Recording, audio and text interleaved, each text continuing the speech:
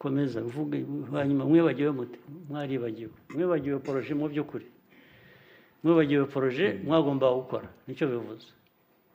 Yego kuko ibyo byaribagiranye bivuze ko n'ingengo y'imari bigendaho itari yatekerejweho bisaba rero ko twongera guteganya ahiva ariko nyakubahwa Perezida wa Repubulika nk'uko mubivuze koko kutavugana mu byo twinenze inzego zose zihuriye kuri uwo mushinga ndetse no gushyiramo n'umuturage agatanga ibitekerezo bye.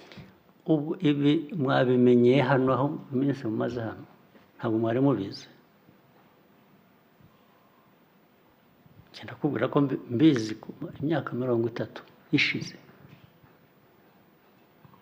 Ubu mwaraje hano muraganira nibwo mwabyibutse ko ibyo bigomba gukorwa. Ubu mva hanizeye ngo ubwo mwabiganiriye mukabivuga noneho koko bigiye kuba. Ni ukuri. Gute se?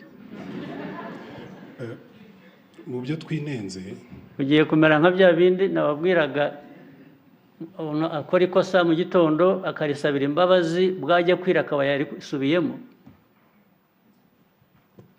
Tubigira intego ndagufata ku mugoroba rwose wibagiwe ibyo unyemeza ko mugiye kubihindura. Ntabwo rirenga ntabikubwiye.